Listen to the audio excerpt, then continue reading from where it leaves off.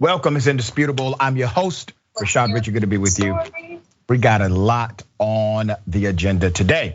Okay, breaking down news of the day. She's back, Yasmin Aliya Khan, and she's host, Global Thread podcast, Rebel HQ contributor. Also in the bullpen today, we have Armstrong Williams, broadcaster, owner, and journalist, host of the news, host of a few podcasts, and he will talk about the Will Smith, Chris Rock incident and Clarence Thomas. Should be interesting. All right, top story of the day. A federal judge has said it. It is now in written record. A federal judge says Donald Trump likely committed a felony obstruction here. It is on the record now. Let me give you background to this. A US judge ruled on Monday that former President Donald Trump, more likely than not, committed a felony by trying to pressure his vice president to obstruct Congress and overturn his election defeat on January 6th, 2021. The judge who has been bold enough to say this, his name is Judge David Carter. Let's put up a picture of Judge Carter out of the US District Court, okay? Now, I want to remind everyone, more and more information comes out, right?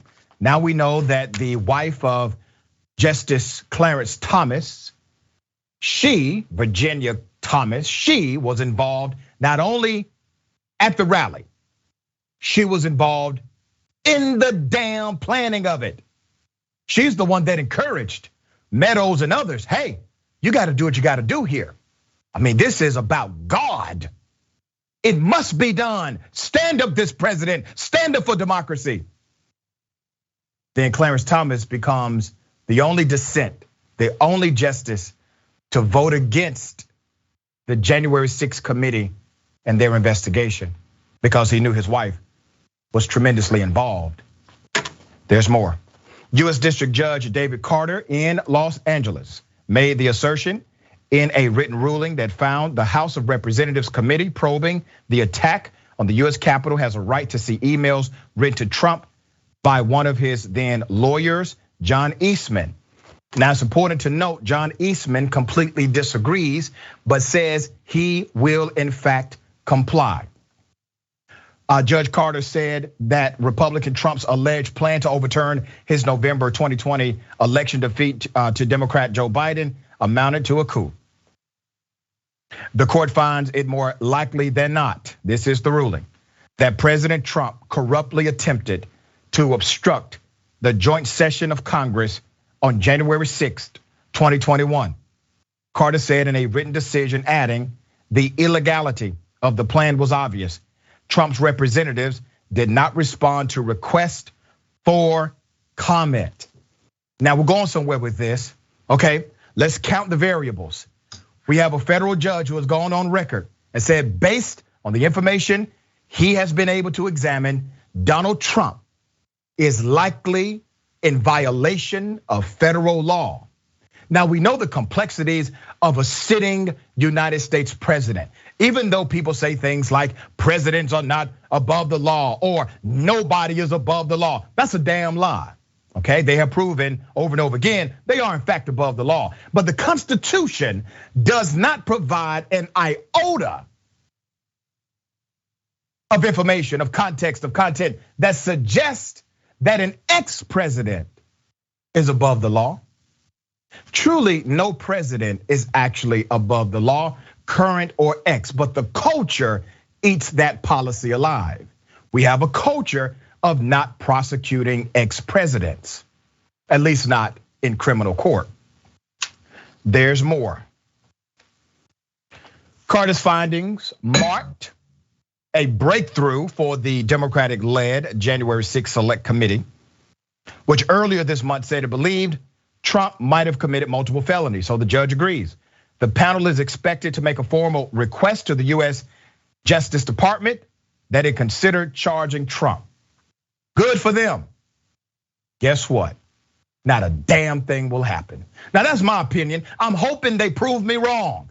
I'm hoping the DOJ simply fascinates me with actually applying the law and charge Donald Trump and his cronies. But that has not happened. The court's ruling today is a victory for the rule of law and clears the way for the select committee to obtain materials important to our investigation. The committee's chairman, Democrat Thompson, said of Missouri, and Vice Chair Republican Lynn Cheney of Wyoming, they said this in a joint statement. Good for them, right? Hey, this is a victory for us, right? Well, what kind of victory? Is it a political victory or is it more substantial than that? Because Trump needs to be locked the hell up, okay? Trump needs to go to jail. You all keep playing with him. If he gets back in power, kiss your democracy goodbye. He will have all y'all asses locked up. Watch, keep playing with this guy. Now you got everything you need here. You got evidence, you got burner phones, you got content, you got context, you have written material, you have witnesses, you have under oath witness testimony, you have it all. You got a federal judge saying, hey, you know that ex-president, he committed a felony. You need to do something about it. You got it on the record now. And you're releasing joint statements. This is a victory for the January 6th committee. Look what we've done. We have scored a political point. The hell with your political points. The entire democracy is at stake here. And you keep playing political games and he's playing for keeps. There's more. Both Carter and the committee lack the power to bring criminal charges against Trump. That decision would need to be made by US Attorney, the Attorney General, Merrick Garland. All right? I'd be damned. Don't hold your breath, okay? You know, the powerful and the politically well-connected and the rich, they are slippery than slime. They have a way of getting away with everything. We shall see what happens. That's your update. Obviously, we're going to continue to bring you more updates as they come. My dear sister, what are your thoughts here? Ooh, a lot of thoughts. One thing that I really like that you did touch on is the difference between a political victory and an actual victory. Right. We always see these joint statements. We see, people celebrating this happened or this person said that. It doesn't matter as long as nothing actually comes from it. So you have one thing that did come out with this judge's ruling, because initially I was like, what is the point of saying that somebody probably committed something? But now that the judge has ruled in the committee's favor, the committee now has access to a lot more evidence that can lead to an actual conviction, hopefully for Merrick Garland eventually, whenever that does come out. But the political victories, we're all tired of it, and it is important. Everything that's happening now is pretty critical. It's so good that we were able to get Trump out of office after only 4 years, because who knows what these next 4 years would have been like with Trump as the president. And now people are getting impatient because now we finally have him out of office. There's a threat that he's going to run again in 2024, and polling indicates that he might actually win. It's pretty strong polling so far. So we don't have a whole lot of time to get done what needs to get done. The other thing I want to touch on is that people are going to say that it's a slippery slope convicting ex-presidents of felonies and things like that. But we've never had a situation like this in our history. This is pretty unprecedented, where we have strong evidence that there was an attempted coup on our democracy, that there was an attempt to overturn a democratically elected president, overturn all those results, put another guy in place, which is not acceptable in one of the world's greatest democracies or whatever we try to tell the world that we are anymore. This is our reputation, this is our lives, this is our everything our country was founded on, what it stands for, that's at stake, and we can't mess around with it. And you're right, it is a slippery slope. All slopes are slippery. If you do absolutely nothing, you can never arrest a president of the United States or ex-president for anything. Nothing, because this would have set the bar that says presidents and ex-presidents are 100% completely above the law.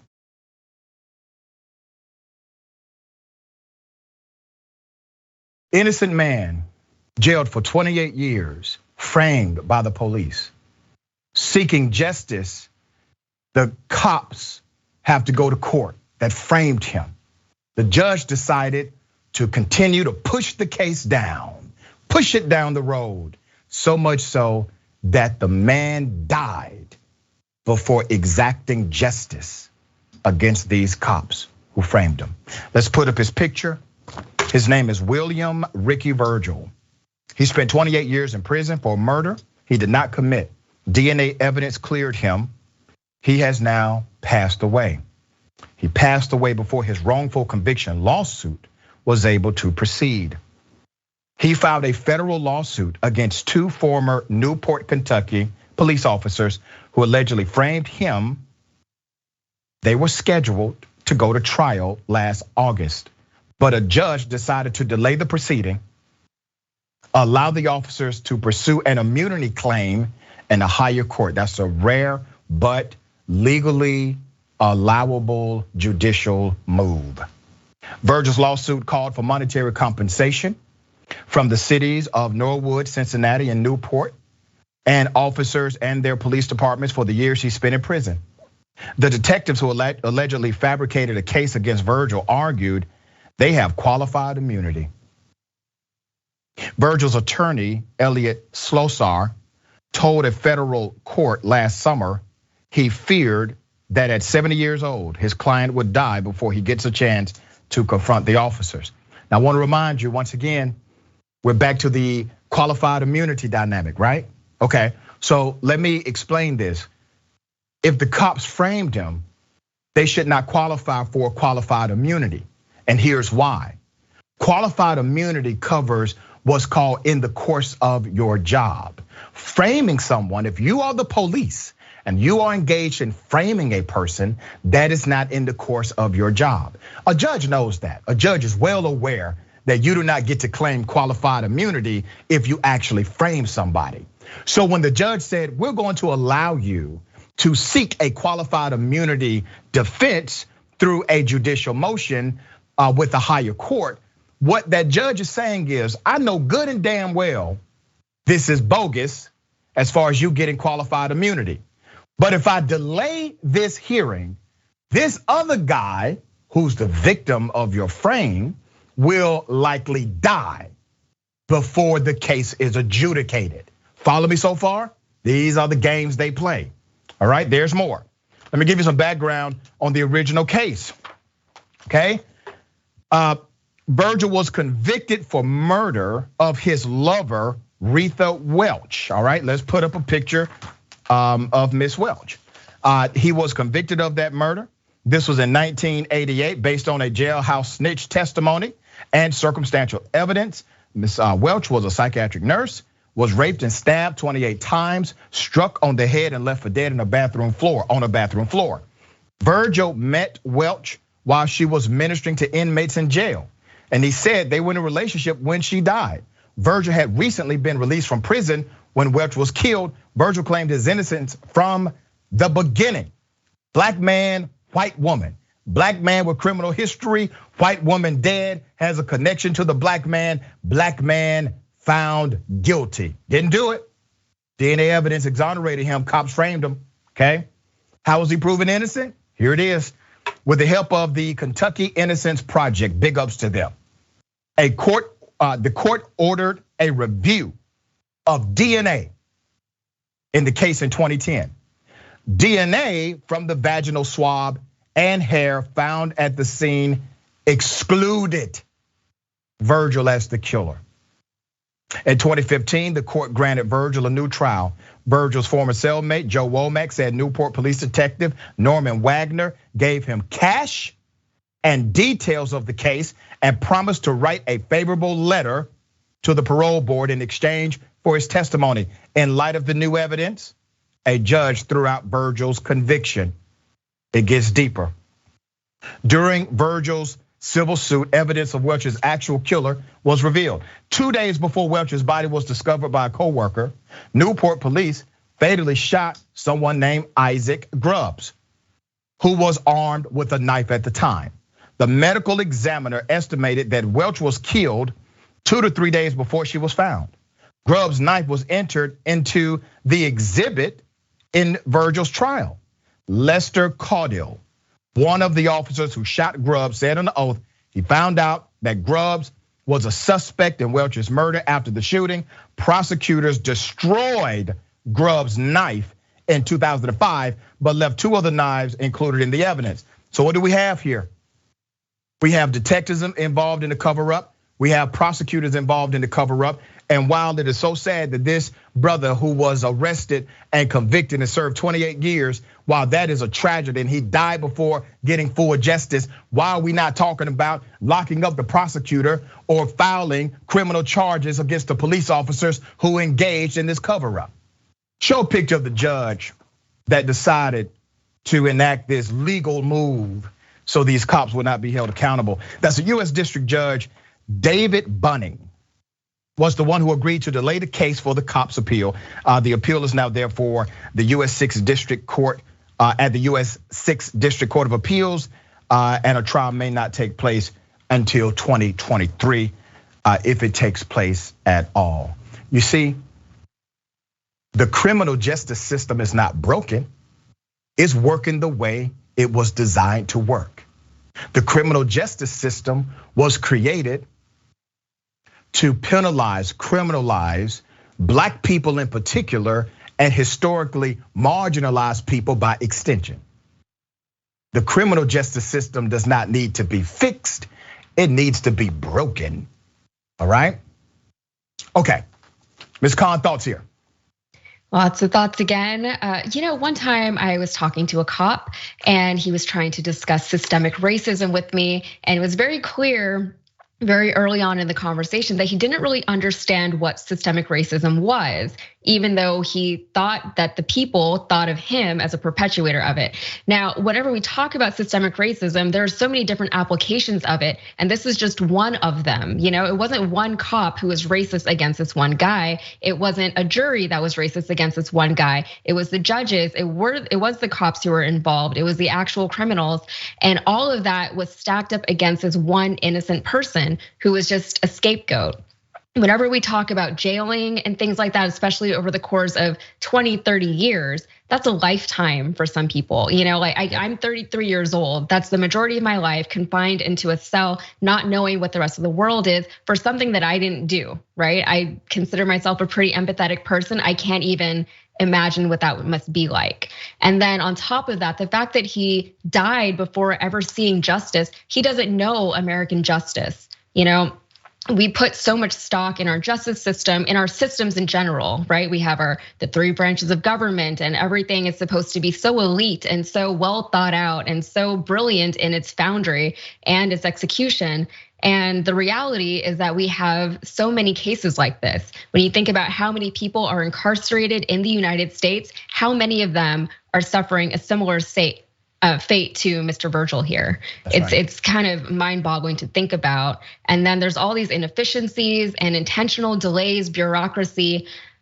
I mean, you're playing with people's lives, and it's really easy to forget that. The more you postpone something, that's another month, 2 months, years that somebody has to sit in a jail cell. So yeah, and the attorney we lose the humanity of it. Yeah, and the attorney logged it for the record. He told the judge, my client is probably going to die if you do this.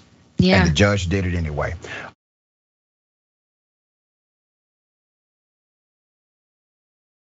Decatur, Georgia. Realtor goes to a house.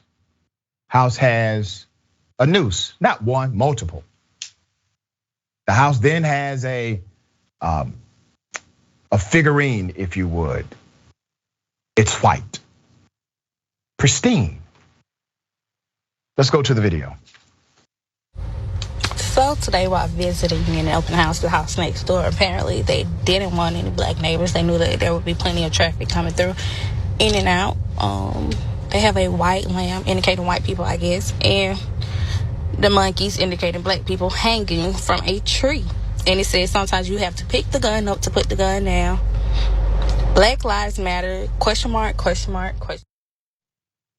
Obviously a racist display, right? We got some background to this, and I think we've identified the person behind it. Let me give you some insight. This horrendous racist display was in Decatur, Georgia. This is to scare away Black folk from coming into that community, all right? That's what this is about. Let's go to the second video. After the open house, my client and I, we had a showing there. We pulled up to the property, and as soon as we were pulling in, he was walking inside and taking out the last few bits of picket signs, news, monkeys, lamps, everything out of his yard. His yard was clear. Everything was gone. I don't know if the neighbor caught him, like, there's this black realtor, you know. I definitely know that this is not the end of this. These neighbors have been doing this for over a year now. They've complained to the local news station, to the police. He's been arrested several times for this hate crime stuff, but it goes no further than that.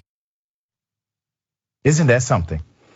In the video, Shia, that is her name on the account, mentioned that TikTok banned her account and removed the video initially, saying it violated community guidelines regarding hate speech. She was exposing hate, not promoting it.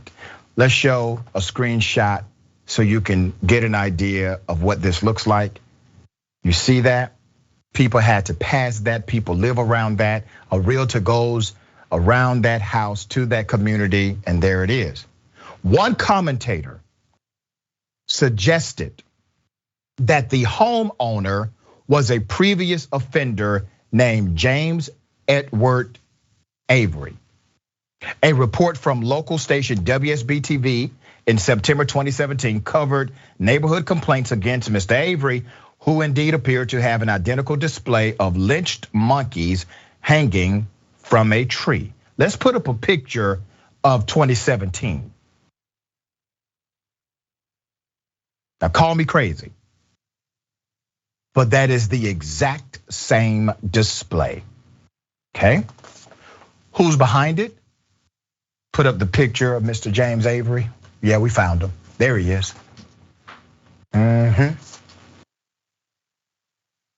Take a good look at him because he's proud of this. At the time of the 2017 reporting, DeKalb County Police said the messaging fell under freedom of speech.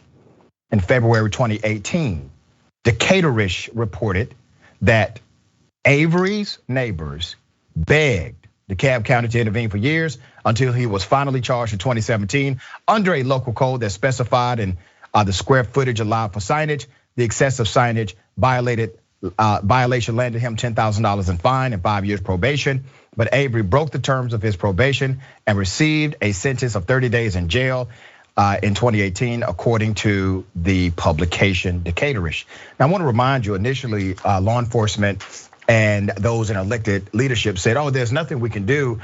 This is all covered by freedom of speech. The community continued to advocate, and all of a sudden, they found a code, they found a statute that actually did apply. You know, there's another one. There's an ordinance about obscenity, offensiveness. They decided not to apply that. They could have applied that as well.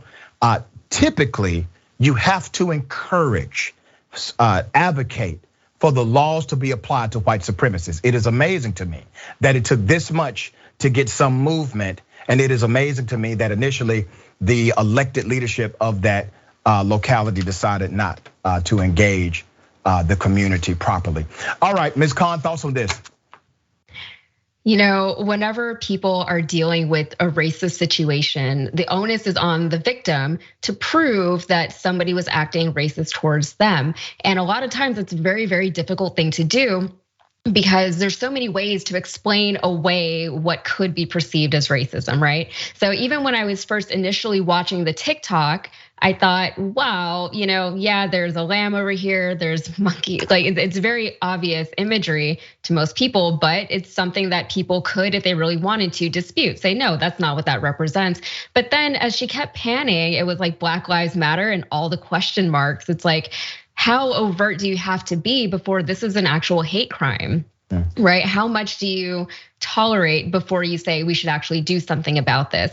And the sad part about all of this is that his goal was probably effective. If I walked up to a house and I was considering buying a house in this neighborhood and I saw that, even if the guy no longer lives there or whatever the case is, I don't want that house anymore. So it sucks because at the end of the day, he might have actually gotten what he wanted. I mean, we don't know because the story hasn't concluded yet, but it's really sad. And then all the mechanisms that are in place to prevent things like this from happening, and then whether or not they actually work is up to the people in charge. And a lot of times those things come down to one or a handful of people deciding to do what they're supposed to do or not. Yep, that's right, very well said. We got more on the other side. It's indisputable.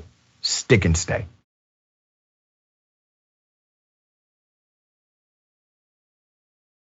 Good to be back with you. I got a lot of comments to read. Let me remind everybody, all right? The watch list, okay? That's every weekday. Subscribe to the watch list with JR Jackson on youtube.com/watchlist Follow and like on facebook.com/watchlist Live weekdays, 12 p.m. Eastern time, 9 a.m. Pacific time. Find out the stories you should be paying attention to in news, politics, culture, current events, sports, and more. Don't forget membership, all right? Resistance against the establishment is a constant battle. We need all the help we can get. That includes you, right? Become part of TYT's progressive change machine. Help facilitate positive change in the world by becoming a member. Real easy, real simple. TYT.com/change. And right after Indisputable, we got Ravana. Right after Indisputable, twitch.tv/TYT. Catch an all new episode. And don't forget, Indisputable is on podcast. Apple, Spotify, iHeart, everywhere. All right, make sure you check us out on podcast. Take us on the go. All right. Let me get to some of these comments. I am Sock says, our justice system is so messed up that a judge saying something completely not binding is a big deal when the person is rich and powerful. You are so right. And he's the first judge to say something about Trump being a felon. Good for him. All right, make it see the silver-haired dragon. We don't prosecute presidents or Supreme Court justices or senators. Maybe representatives of the crime is egregious enough. Maybe representatives if the crime is egregious enough. Other than that, anyone else is fair game unless you're married to one of the above or children of one of the above. Daniel De Leon, Ford, pardoned, and Nixon set the culture. That's right. Very well said. David Morris, TikTok only want black people doing cool dance moves, not reporting on ugly realities. Very good point. All right, let me read one more. Sean_PT, I wish these people went to bed and woke up in the morning looking exactly like those they hate so much. Yeah, all right. Ladies and gentlemen, I wish a Karen would.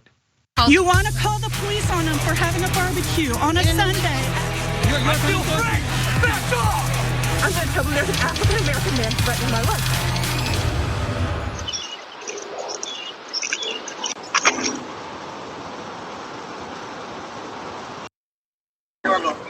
Because seriously, if not, I'm gonna have to start slamming on the door. I'm not okay with that. No, you know what? I'm not okay with that. Clinging to my pigeon.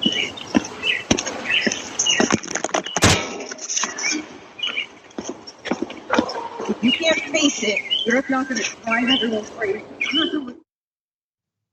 Yeah, the Karenicity in this one runs deep. As she's walking by a property, she sees the camera doorbell.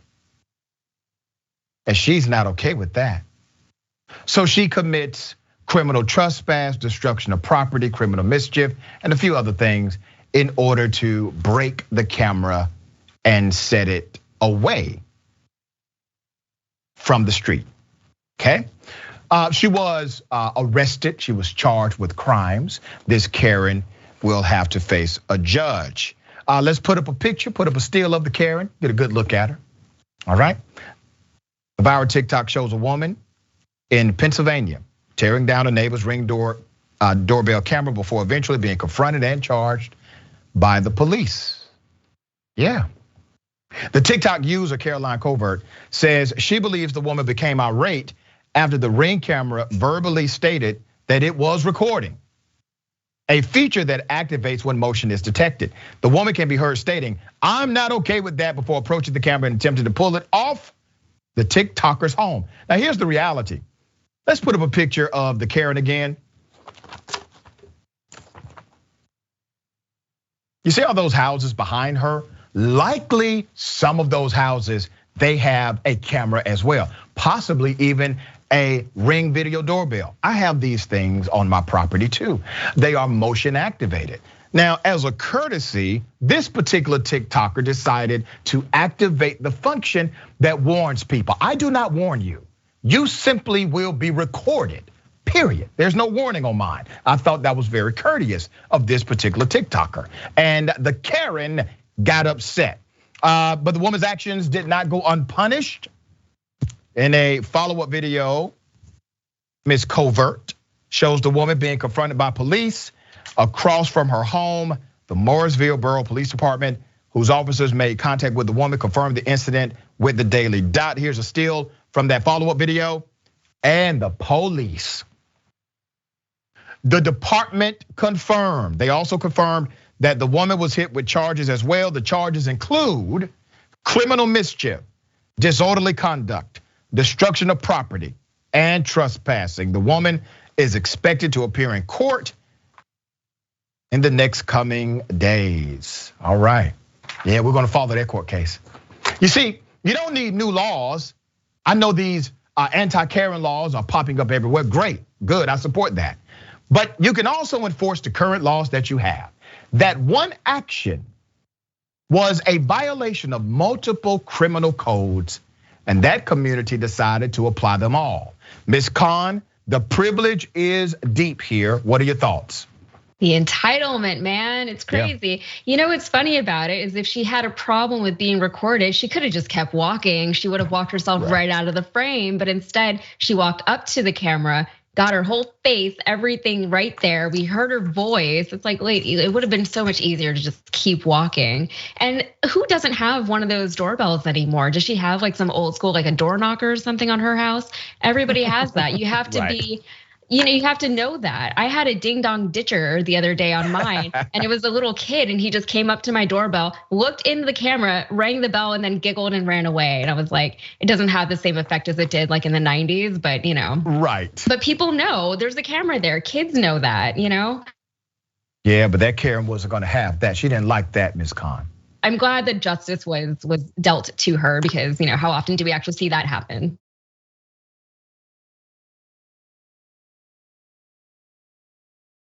New Jersey mayor, of New Jersey mayor.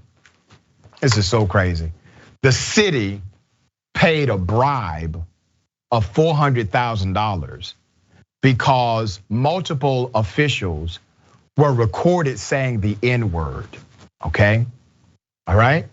So he goes to them, they pay him money to shut up about it, and he does. I'm gonna give you this background. New Jersey paid $400,000 to silence a whistleblower who came forward with recordings from the former Republican mayor, police chief, and his associates for using racial slurs. But the whistleblower is now coming forward. Why? Because he says the town is withholding his pension.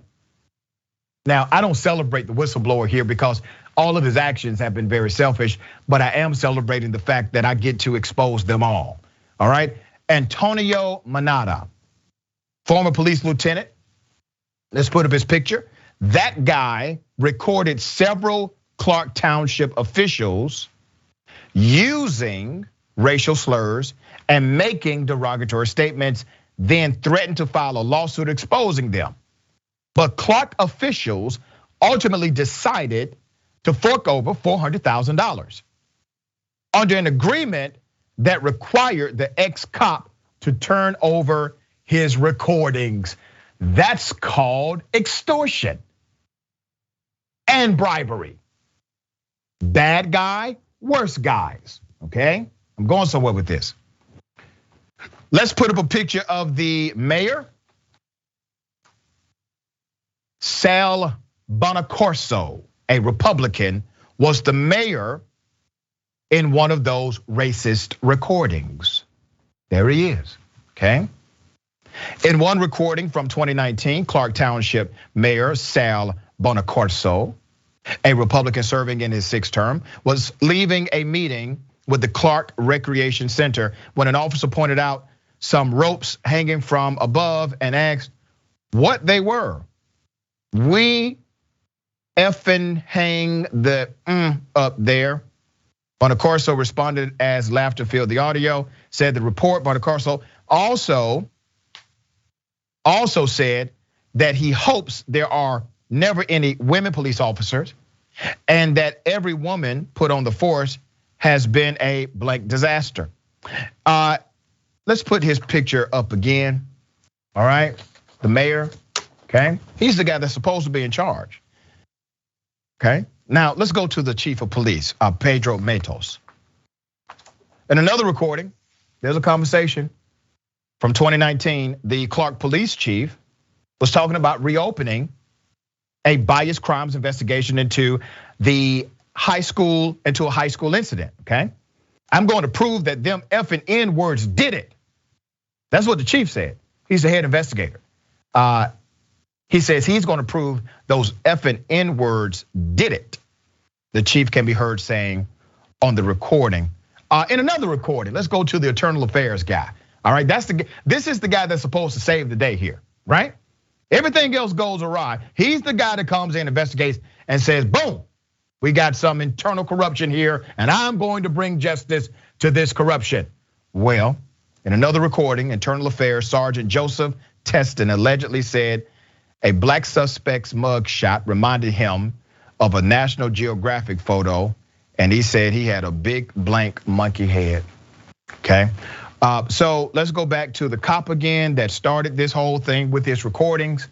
The police officer who recorded them, he recorded them in various ways and got them on record saying the N-word on his recording. He then goes to these officials. He says, "I got y'all dead to the wrong here. Now pay me money." Now he wasn't trying to expose this kind of corruption and bias and racism. He wasn't trying to do that. He just wanted some money for himself. And the only reason why we are aware that all of this racism existed at the highest levels, the only reason we know is because they decided not to pay him his pension. Okay, so he broke the rules of the bribery. All right, I'll be damned. Ms. Khan, thoughts here? We talk about corruption. It's not just, you talk about government corruption specifically. It's not just in Washington, D.C., it's everywhere. Every state, every city, every town has its own local government and police department.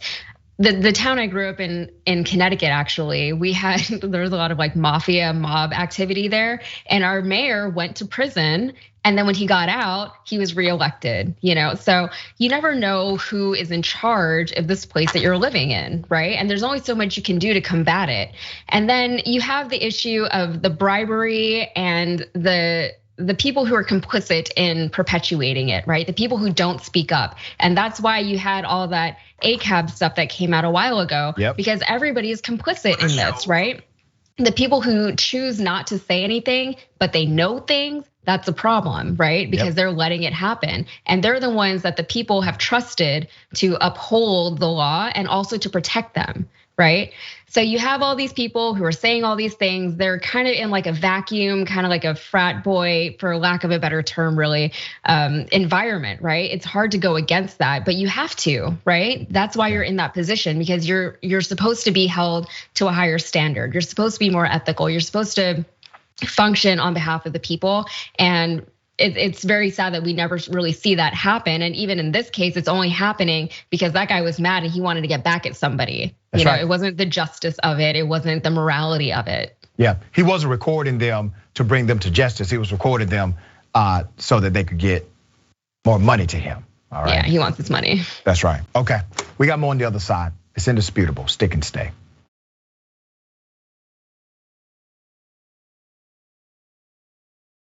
Welcome back. Okay, we got a lot of comments. I'm gonna read a couple. Kind of pressed for time. I Am Sock says, I think that punishment for Karen should be a drone camera following them whenever they leave the house. Yeah. All right, Twitch. I am Sock also says ring cameras are a double-edged sword for Karens. I agree. Lynn says, agree. Whistleblower wasn't offended by the racism and its implications. He simply saw a paycheck. Yeah, that's right. That's called systemic racism. Everybody was involved at some level and they were in charge of systems. Okay, Ben Shapiro. Ben Shapiro is somehow against the anti-lynching legislation that was passed. All right. President Biden signs a bill, says, hey, bad thing to lynch people. Good bill, should have been passed a long time ago. Primarily Republicans blocked it. So it's finally signed into law, bad thing. You cannot lynch people, all right? It has been used as a target and methodology against black folks for decades in this country, and truly more, all right? More than decades. So Ben Shapiro puts his foot in his damn mouth. Here it is. It's happening all the time. Really, it's not a relic of the past. I'm going to read you the statistics on lynching in the United States. You ready? There's some actual statistics compiled by the University of Kentucky. Okay, here we go. Here are the lynchings by year and race. 1882, 64 white people were lynched, 49 black people were lynched. I mean, one of the great untold stories about lynching, of course, is that there is racist lynching. There's a lot of non-racist lynching as well, right? There are white people who are lynching other white people for various crimes. So 1886, in 1885, for example, 110 white people were lynched, 74 black people were lynched. Okay, but in 1898, you had 101 black people who were lynched, 19 white people lynched. And these numbers they're horrifying, obviously. I mean, these are evil crimes, what we are talking about right here. Grand total, I'm just gonna give you the total, because at a certain point, basically once you get past maybe 1909, pretty much everybody who's getting lynched is black. Yeah, that's why we have an anti-lynching bill, Ben. The bill that you were obviously against because it was used to target black people. You disproved the premise of your own proclamation. I know what happened to Ben here. Ben thought he had something, all right? Ben thought, hey, my conclusion is right. Let me start with my conclusion and give you the stats because I just know, even though I have not read none of this damn data that I'm giving you, it is going to say what I said in the beginning. And it did not. He looked foolish, okay? Do your homework, Ben. That's how you come prepared. According to the NAACP, lynchings were public acts that white people used to terrorize and control black people in the 19th and 20th centuries, particularly in the South. Lynchings typically evoke images of black men and women hanging from trees, but they involved other extreme brutalities such as torture, mutilation, decapitation, and desecration. Some victims were even burned alive, all right? Let me give you some stats directly from the NAACP. From 1882 to 1968, 4,743 lynchings occurred in the US, according to records maintained by the NAACP. Other accounts include the Equal Justice Initiative's extensive report on lynching. Counts slightly different numbers, but it's impossible to know for certain how many lynchings occurred because there were no formal tracking systems. Many historians believe the true number is completely unreported or underreported. Black people were the primary victims of lynchings. 3,446, or about 72% of the people lynched were black. But they weren't the only victims of lynching. Some white people were lynched for what? Helping black people, or for being anti-lynching, okay? Immigrants from Mexico, China, Australia, and other countries were also lynched. In a 2021 piece about modern day lynchings for the Friends of National Legislation, lynching still exists today when police use lethal force to harass, harm, and kill black people. Lynchings have shifted when African Americans like Breonna Taylor are shot to death by police while sleeping in her bed. Lynching still exists today when 28% of those killed by police in 2020 are black people, despite being only 13% of the population. Now, let me tell you what our dear brother Ben Shapiro suffers from. He suffers from white privilege, okay?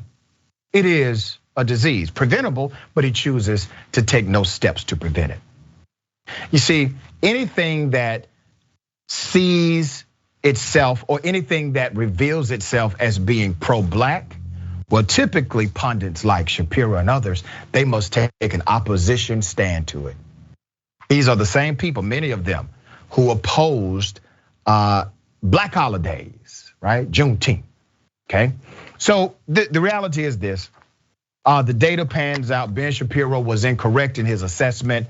His conclusion was a violation of the facts, and we wanted to expose the reality that the anti-lynching bill was a good bill to pass. Now, they didn't campaign on that. I must add this caveat. They campaigned on things like the George Floyd Policing and Accountability Act. They said we would get criminal justice reform. They said that we would get the John Lewis Voting Rights Act. All right, I need these things. This is what you put on the resume, President Biden. We hired you based on what you put on the resume. It's great that you're doing these other things that were not part of the resume, but you put in a resume and we expect you to deliver. Ms. Khan, thoughts here? You know, I had to watch that clip a few times because I was like, what is he saying? What point is he trying to make? Why is he trying to make that point? You know, but it just goes into, he clearly was trying to make a point that feeds into the narrative that racism is not a real thing in this country anymore, at least not the way it used to be. But then he obviously didn't do his research. And as he's reading these things, it was very clear to him and to everybody listening to him that the point he's trying to make is simply not supported by the data, right? And even still, anti-lynching is still anti-lynching, right? Unless he's like trying to make a case for equal opportunityism or something like that. But it's still a good bill to have, even though it's targeting or it's benefiting, I should say, one demographic over another, and that's a demographic that he seems to believe is not being targeted the way that they actually are, even though there's so much evidence to support the fact that they actually are. Maybe he was making an argument against, government inefficiency. Maybe he's saying we didn't need to waste time passing something like this because it's not a real problem. I don't know. I don't watch Ben Shapiro's show, and I'm not going to because at some point you have to protect your own mental space. But I like what happened though on air live with him. That was fun. That was interesting, and Republicans, conservatives, they spend a lot of time talking about and passing legislation that solves no problem. For example, critical race theory, okay? Critical race theory is virtually not taught in K through 12 education, but it has become a great boogeyman. And here's the only test you need to apply to test the proclamation I just made. In the bills that are passed that are promoted as anti-CRT or anti-critical race theory bills, none of those bills possess the language critical race theory. They possess other language in the bill because the legislature, these Republican dominated legislatures, are not passing a ban on actual critical race theory. They're passing legislation to hinder school teachers from teaching actual history if it relates back to a racial context. And the reality, Ms. Khan, is that the genesis of all of these bills have nothing to do with school teachers. School teachers did not lead this. You didn't see advocacy groups for school teachers or school teachers coming up saying we need to pass this legislation. We are taking cues in education from politicians, primarily Republican politicians, and then they are silencing school teachers from speaking out against the legislation that's being passed. Yeah, I mean, if you want to talk about government inefficiency, there are so many arguments that can and should really be made. And the CRT example is a great example of that because it's not a real thing. We know it's not a real thing, but they keep pushing it. And the more you say something, the more people believe it and the more people get afraid of it. So even if it's not a thing, they're like, well, maybe it will be one day.